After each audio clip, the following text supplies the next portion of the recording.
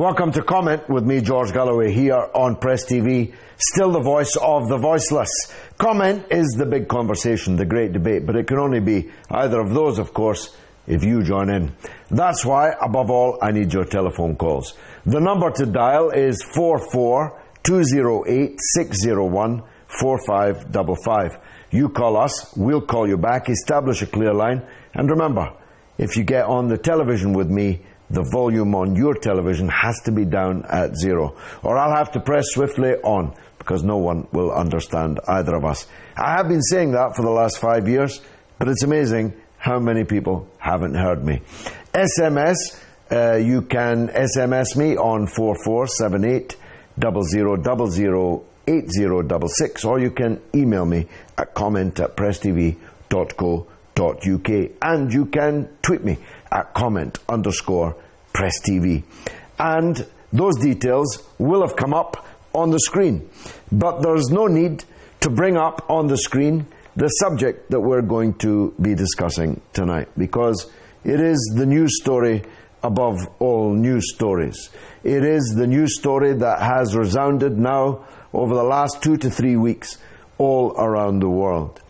The Palestinian people in Gaza, locked up behind the wire, with all the gates closed against them, nowhere to run, nowhere to hide, have been subjected to a murderous and fantastically disproportionate onslaught from land, sea and air. Just in the last few minutes, Israeli tanks firing indiscriminately, because a tank can only fire indiscriminately. It has no targeting mechanism in its weapon of any kind. All it can do is raise and lower its gun barrel. Have bombed a hospital, the Wafa hospital inside Gaza. No reports yet of deaths and casualties, but deaths and casualties appear certain.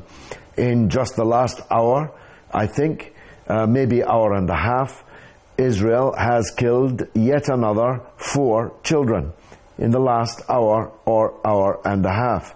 I'm not talking about the 4 children on the beach in Gaza, though I intend to. I'm talking about the killing of children that has happened in the last hour or hour and a half. Now, there are certain moments. I've led a long political life, and I know when a matter or a moment of great significance occurs. I can see it, I can feel it, I can sense it, I can relate it to the life that I have led and the experience that I have had. I had such a moment in the Syria conflict when I saw the video of the man cutting out another man's heart and eating it. I told my closest associates there and then that this was a turning point, that nothing would ever be the same after this point, and that the high point of Takfiri support around the world had just been reached, and it would be all downhill from then on. And I was right about that. So listen to me when I tell you that the murder of those 4 children who were playing on the beach, an empty beach in Gaza, playing football, running around the sand, who disappeared in a puff of smoke, that's a similar turning point, for a number of reasons. Of course, if it wasn't filmed, it didn't happen. But unfortunately for Israel, it was filmed. And it was filmed not by Press TV or RT. It was filmed by the Wall Street Journal. It was filmed by the main American networks. And do you know why? Because the journalists from the mainstream, pro-Zionist, right-wing, capitalist networks in the United States had just been playing football with the 4 boys. They had repaired to a cafe not 50 yards away to have a cup of coffee, and the 4 boys they'd just been playing football with disappeared in a puff of smoke. They were eviscerated by Israeli fire. Indeed, one of the journalists, Peter Beaumont, tried to save one of the boys, and his colleagues filmed him trying to save one of the boys, giving him mouth-to-mouth resuscitation. That's why the story of the 4 murdered football-playing boys on the beach in Gaza is a turning point, because now there's no hiding place. The US media is now reporting what we on Press TV have been reporting for months. It's now reporting what most of you watching me and I have known all along, that the settler state of Israel is a murder machine. It is murder incorporated. It was founded on violence. Violence against the local population it ceased to displace and drive out. Violence against the British administration and security forces that were supposedly trying to manage the competing nationalisms that were beginning to be played out in the state. Violence against the United Nations, which for a time Israel feared would not give it what it wanted, namely statehood. So when Count Bernadotte of Sweden, the UN Special Representative, was shot in the face and killed by Yitzhak Shamir, who went on to become the Prime Minister of Israel, that's the kind of violence that Israel was born out of. With increased technology, fantastic developments in weaponry, they have now developed a military superiority over a defenseless, practically defenseless, locked up civilian population in a big concentration camp. They can rain down death and destruction all day and all night, militarily. But politically, that's not so. In fact, this kind of horror that you're watching here has bankrupted Israel in the world. You see, in 1982, just before they invaded Lebanon and just before they carried out the massacre in Sabra and Shatila, Israel had quite a healthy bank balance of political capital in the world. But from Sabra and Shatila onwards, that bank balance has been running down. It is now utterly bankrupt. And the scenes you've just watched, and which have now been seen by the United States public, the story of this young boy in Jerusalem who had petrol poured down his throat and who was set on fire.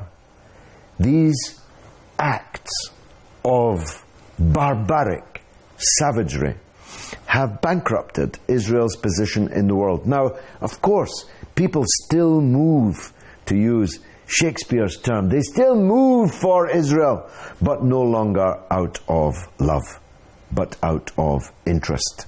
And interest can change. You see, the love that Israel once had, I think wrongly, but once had by the public opinion around the world, is now absolutely gone.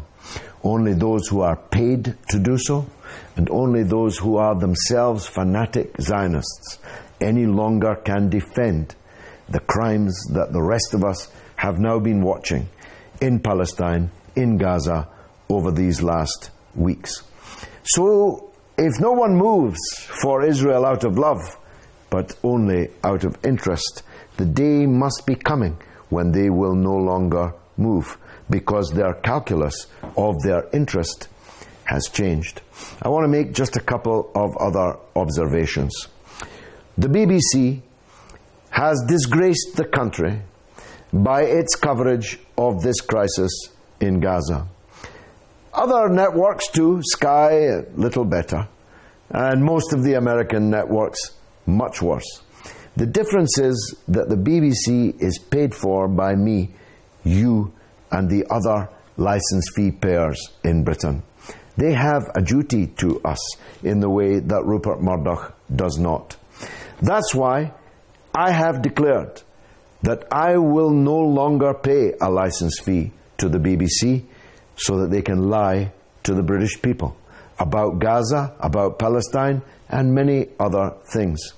They can take me to court, but they may have to take a lot of people to court. Because since I declared that I was no longer paying my license fee to the BBC, a very large number of people have similarly declared. So the BBC are going to be very, very busy chasing all of us, hundreds of thousands of us, potentially maybe millions of us over the next period. So I just wanted to make one further observation before going to the telephones. And that is the performance of the British political class.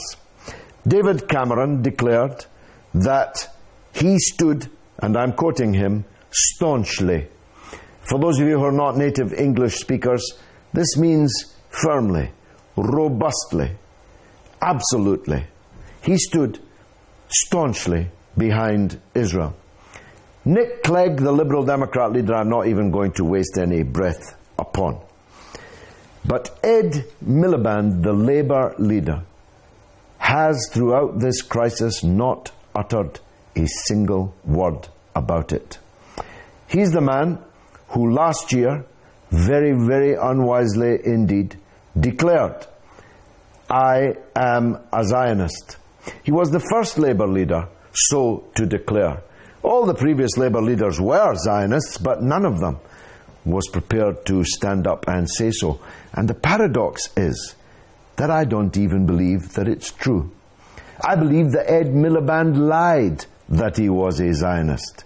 Now, it doesn't get much lower than being a Zionist, but lying that you are a Zionist because you think it will be in your interest is probably even lower. Ed Miliband is Jewish, so what? Many Jewish people are not Zionists, including his own mother and father, neither of whom would ever have said that they were Zionists. Indeed, they would have defined themselves as anti-Zionists. His father is now deceased. His mother is still alive and will be, I'm sure, on the demonstration at Downing Street on Saturday in London. So Ed Miliband chose the very worst of times to declare himself to be a Zionist. He must regret it now, not least because I'm pretty sure he isn't a Zionist. He's just someone who is prepared to lie for votes. But the biggest issue here is the darkness of the soul and the heart of Israel. An Israeli woman MP actually called in Parliament on camera that the mothers in Gaza had to be murdered before they gave birth to little snakes. This is the language of Hitlerism. This is the ideas of Hitlerism. Zionism has become the reflection, the mirror image of the very Hitler fascism which massacred millions of Jews. How's that for a paradox? How's that for a grotesque irony? Hitler described the Jews as subhuman. Israeli MPs described Palestinians as snakes, or as Begin once did, drugged cockroaches in a bottle. This descent into the language and mentality of fascism by Zionism is one of the most grotesque events that I have ever witnessed. I'm not saying this is the Holocaust that we're seeing in Gaza. Of course, it is not. The Holocaust murdered millions and industrially built factories in order to do it. Nothing compares with that. But the people who are bombing the refugees behind the wire in Gaza are definitely Nazis. They're definitely behaving exactly the way that Eichmann and Heydrich and the SS behaved when they delivered collective punishments to captive occupied populations. If the partisans killed a Nazi, the Nazis lined up the local people and murdered them because they could. This is fascism. This is Zionism. And lastly, before I go to Vancouver to take a call, this is not the Holocaust, but it is the Warsaw Ghetto. When the Jews, trapped in the Warsaw Ghetto by Hitler, Nazism, they decided that they would rather die on their feet than to live on their knees and wait for their occupier, their jailer, to murder them. They rightly wrote their name in the stars of world history. The Nazis called them terrorists. Everyone else called them heroes and freedom fighters. Gaza is the Warsaw Ghetto. The Palestinians in Gaza are the exact equivalent of the Jews who rose in the Warsaw Ghetto uprising. And the people who murder both are two sides of the same coin. Let me go to Shamim in Vancouver to ask Shamim what's behind Israel's disproportionate violence. Shamim, welcome. Thank you, George. George, I have two requests to make to you. Go ahead. One of them is, George, that the Canadians would love to hear from you.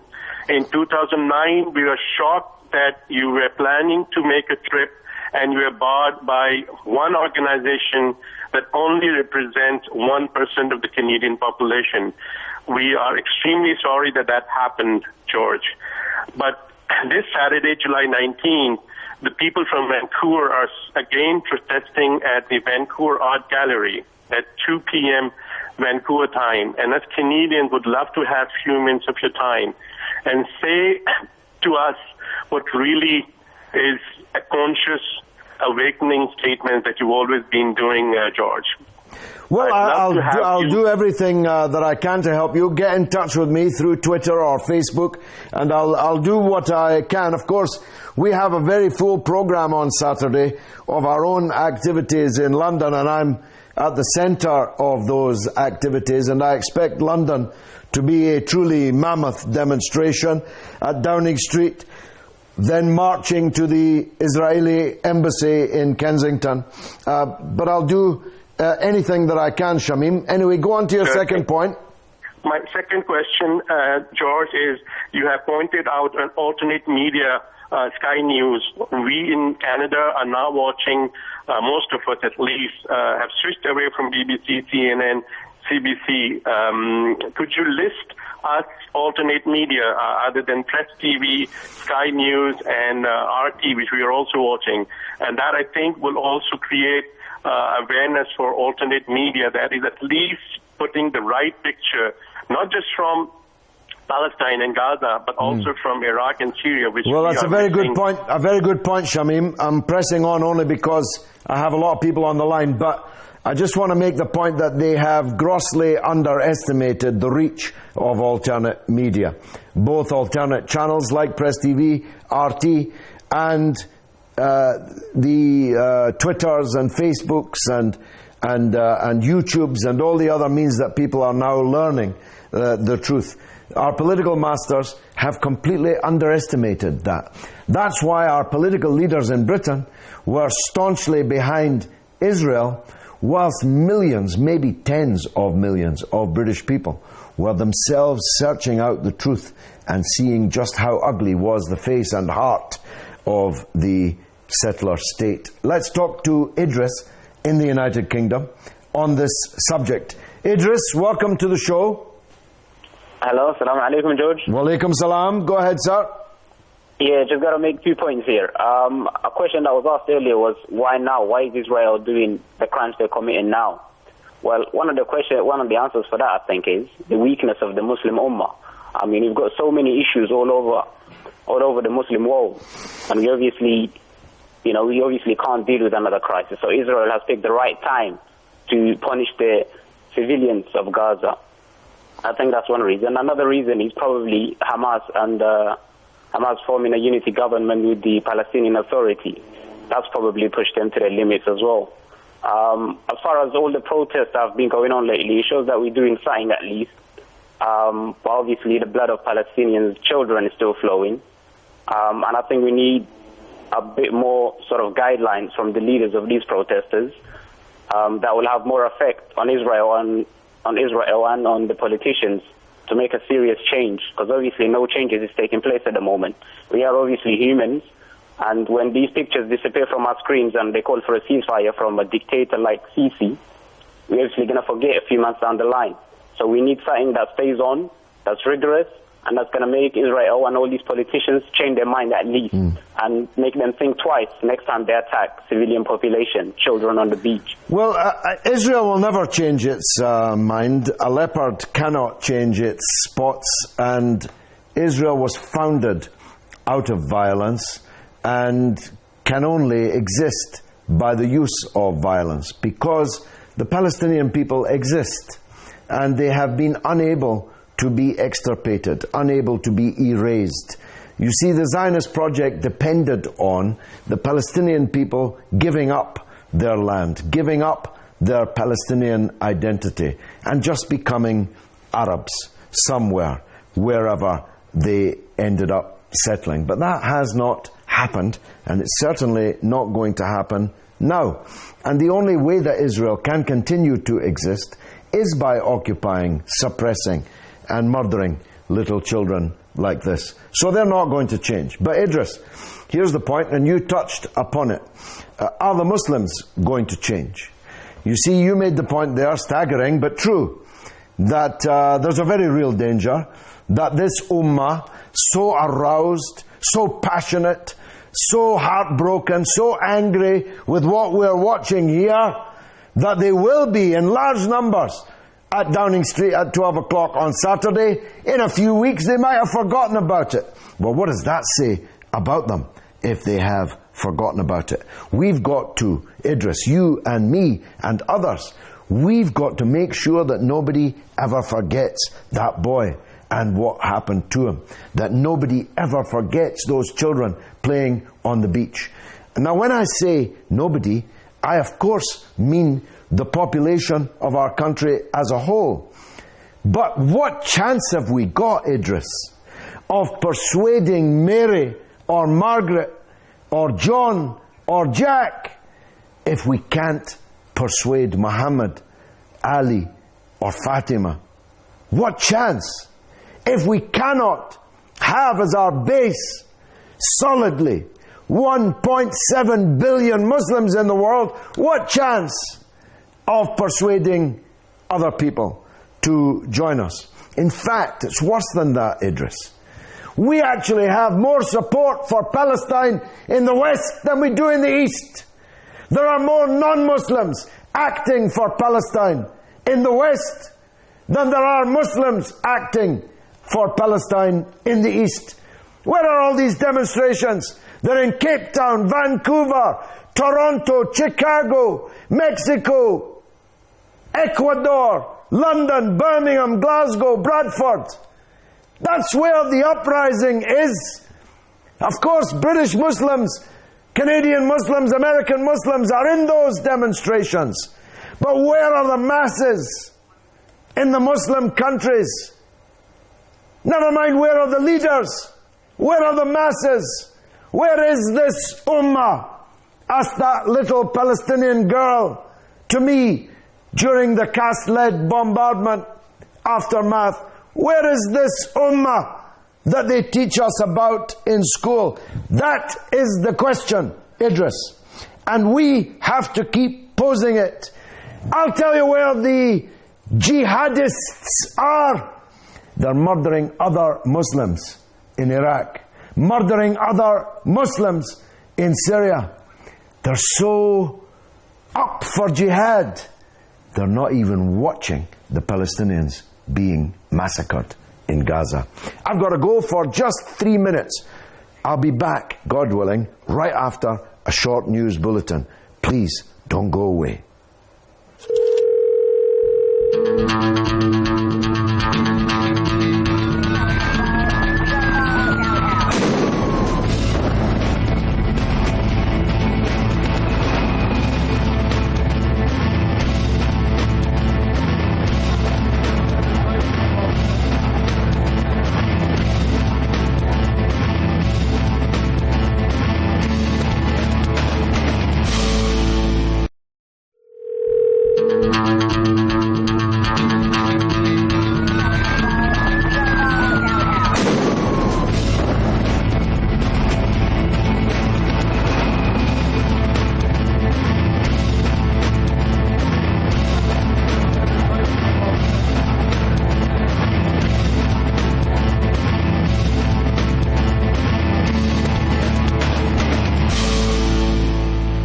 Welcome back to Comment with me, George Galloway, here on Press TV. As always, the voice of the voiceless.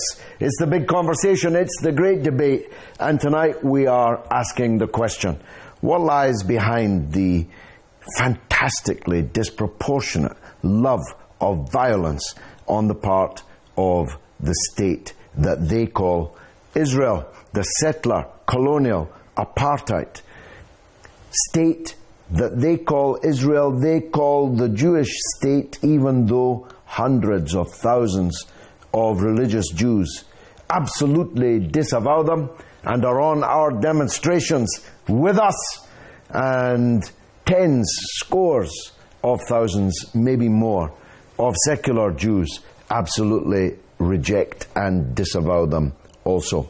We're talking about that, but the news is coming in thick and fast. Not only has the bombardment begun again in Gaza with truly horrific child killing. I mean, this is sadistic serial murder.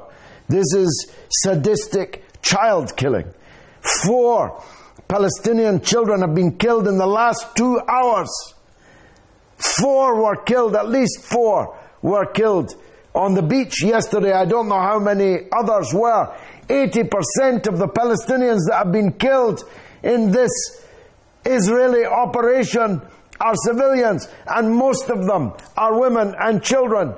More than 200 Palestinians have been killed, and well over 1,000 Palestinians have been maimed.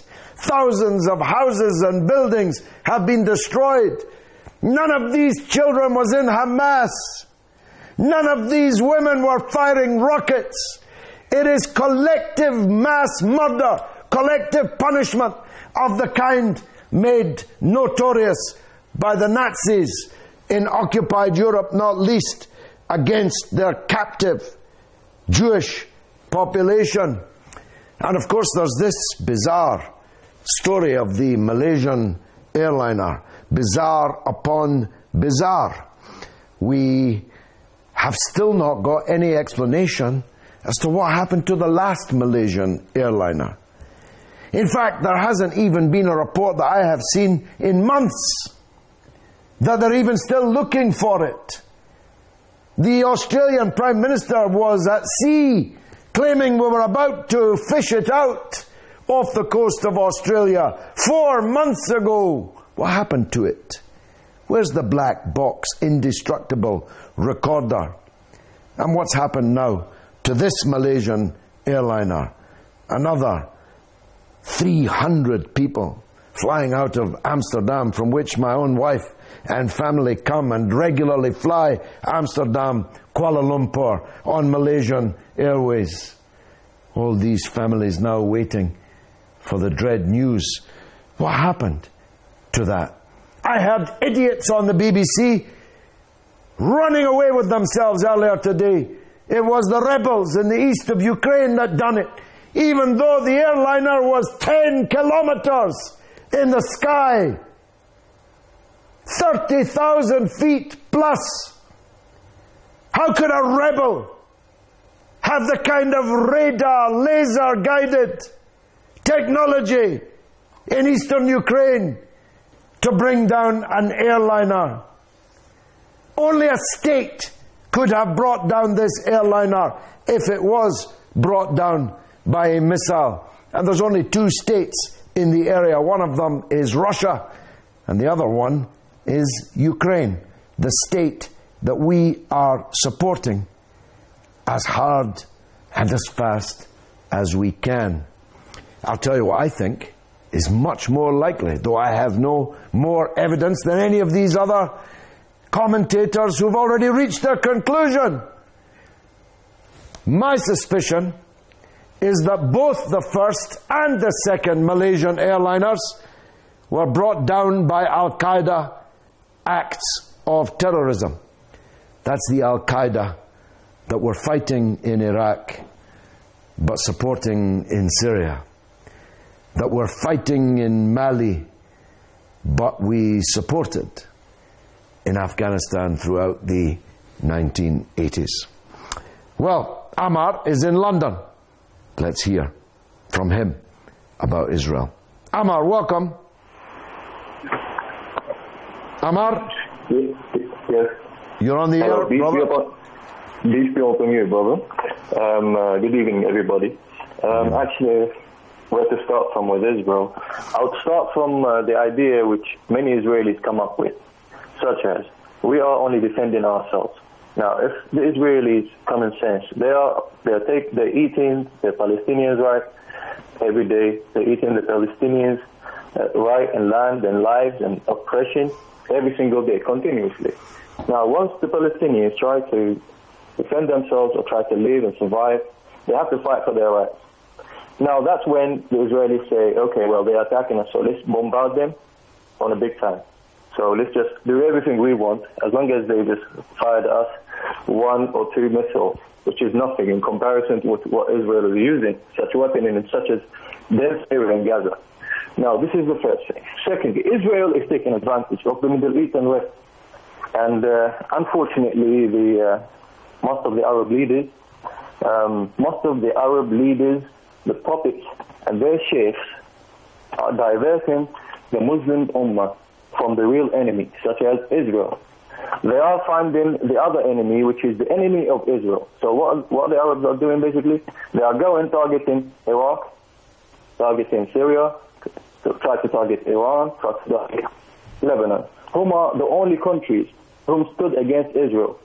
They are again targeting Hezbollah, they are targeting Syria, which is the only country stood against Israel amongst the Arabs. Now, to think about it, now ISIS and ISIL, when they fight in Syria, what they do is, once they get injured, they go and get healed in Israeli hospitals. The same people are fighting Hezbollah. Now, once we go after this, we say, Israel partnered with ISIS and ISIL. Okay? Saudi government is against any Saudi going out for a demonstration against Israel. Now, Barack Obama is supporting Israel by calling its crimes as self-defense. Now, to think about the new plan divert the attention, which I said, from Israel towards the Arabs, those from against Israel. When we see,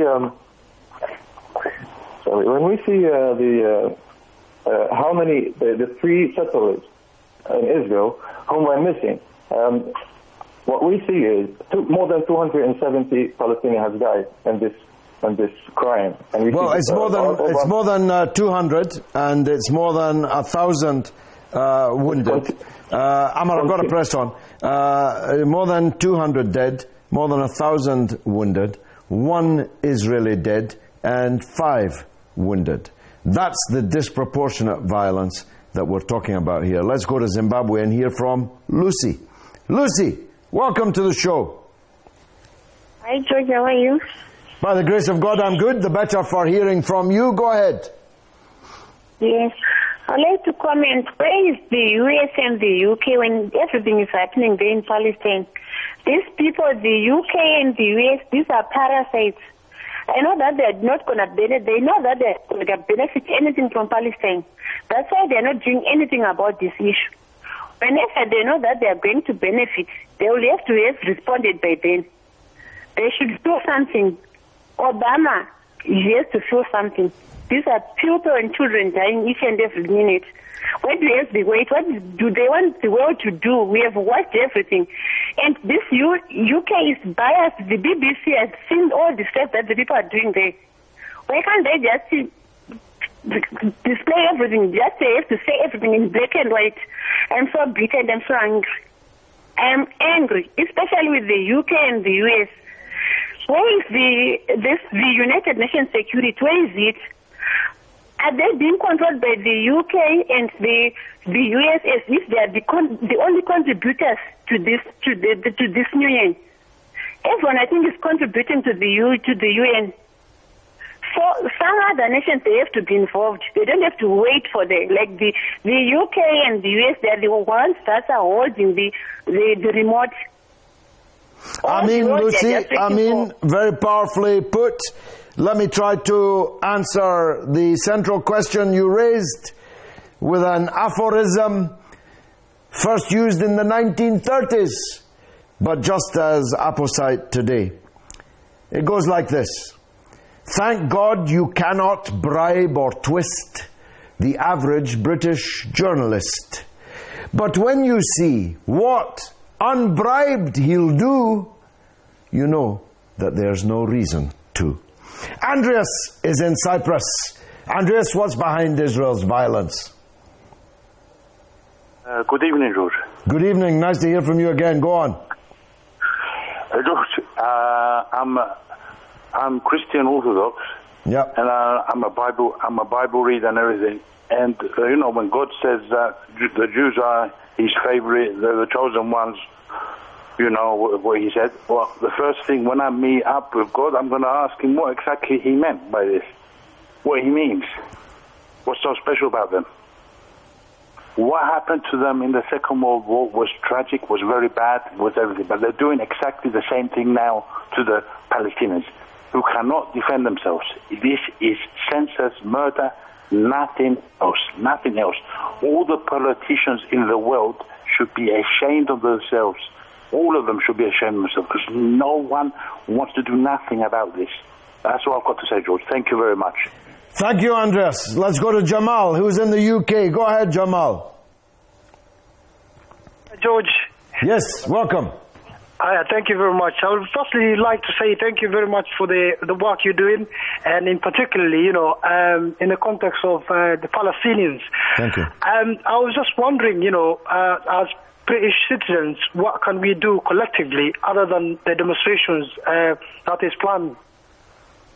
Well, not much. We can't do as I did during Cast Lead and lead convoys to go and try to break the siege. We can't do that because the jihadists in Libya would murder us if we took a convoy through North Africa. In any case, when we reach the Egyptian border, the dictatorship of Sisi would stop us entering and stop us going to Rafah and into Gaza. We can't enter through Syria, through Europe, Turkey, Syria, because the jihadists, as they call themselves, would murder us on the way. I'm banned from just about every direction by the regimes on the way to Gaza. So what we can do is here. We've got to make these demonstrations big, and we've got to make them count. And the only way to make them count is to impose our will on the British politicians 9 months before a general election. See, the reason why Ed Miliband, falsely in my opinion, claimed to be a Zionist is because he thought there were more votes in saying he was a Zionist than there would have been if he'd said he was not. We have to change that calculus, Jamal. We have to hold to account every politician that refused to stand up in defense of the Palestinian people under this bombardment. We have to target every politician, like Michael Gove in Trafalgar Square. Look it up on YouTube, boasting how he was a Zionist, boasting how staunchly he stood behind Israel. We have to punish these people at the ballot box, democratically. We need to boycott everything to do with Israel and everything to do with everybody who is backing Israel. We need to demand sanctions. We have to make sure people don't invest, indeed they disinvest from supporting the Zionist settler state. Jamal, the main enemy is at home. We have to defeat them democratically, peacefully, and we can, if only we'll put our minds to it. Let's talk to Farida in London, always worth hearing. Farida, welcome to the show. Good evening, George. Good evening. The day the 3 Israeli teenagers were kidnapped, my heart sank. I knew collective punishment for the people in Gaza was on its way. Even though it was in the West Bank and Gaza is a very long distance away. I know. And by definition, because they're locked up in Gaza, they couldn't possibly have been involved in the murder of these teenagers in the West Bank. And how many times have we been here in the past, George? Yeah. honestly, I have come to the conclusion that the entire Muslim Ummah has no right to call itself Muslims anymore. I will disassociate myself from anyone, and it includes the so-called jihadists. If they do not understand the meaning of what true jihad is, the demonstrations that we're seeing all over the Middle East right now, it is the farthest cry from what the Muslim Ummah, as the Prophet, peace be upon him, had envisaged.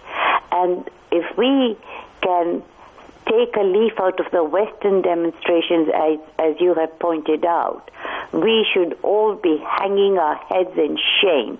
Not a single Muslim leader has had the guts to come out and support the people in Gaza. And we call ourselves Muslims? No, we are not Muslims anymore. And very powerful, Farida, and I expect nothing less from you. Actually, the leader in Iran has been absolutely crystal clear. Indeed, he made a point that I have been making. Maybe you read my Twitter feed. He said, we've been supporting the Palestinian people for more than 30 years. Are there any Shiites in Palestine? Think. Bakir in Copenhagen's on the line. Go ahead, Bakir. First of all, I have some breaking news for you. It says here that Israeli army has started their ground operation in Gaza. So, terrible news coming out from Gaza. But George, then we look at Israel's history, and they have a very violent history of killing civilians, people. Then you see people like, you have politicians like this crazy woman, Khaled Meshaal, who comes out and makes such scandalous statements about Palestinian mothers. And you have crazy leaders like Netanyahu and Avigdor Lieberman. That's what you get out of the crazy fanatics Zionists. Yeah. That's what Zionism has become. Well, Bakir, you brought us news. All I can say to you is this, that the invading Israeli armed forces that have invaded Gaza on the ground, if the news you bring us is accurate, will pay a very high price. And they will discover that the Palestinian resistance will fight them every inch of the way. And if they think that they can reoccupy any square inch of Gaza, they're making a very, very serious mistake. So maybe it's a good thing that they have entered on the ground. Maybe we'll see a more even fight on the ground than could ever be possible when one side has locked the other side up and can drop bombs and rockets on them at will. Let's go to New Jersey in the United States. Talk to Bilal. Bilal in New Jersey, welcome. Good evening, Mr. Galloway. How are you tonight? By the grace of God, I'm good. The world is in turmoil. But I'm good. Yes. I just had a new baby, by the grace of God, a baby boy 2 days ago. So I have reasons to be thankful to the Lord. Well, before I start, I just started watching your show, and one thing I have to say, I have so much respect for you, sir, what you're doing, and I hope that all your hard work, it shows something. Now, the question regarding the Muslim Ummah not doing anything, they are not going to do anything because as the ex-Mossad Victor Ostrowski wrote in his book, By Way of Deception, he says that the only thing they are scared of is the Muslim Ummah coming together. But he mentioned that it is not going to happen because we have done so much to keep them away.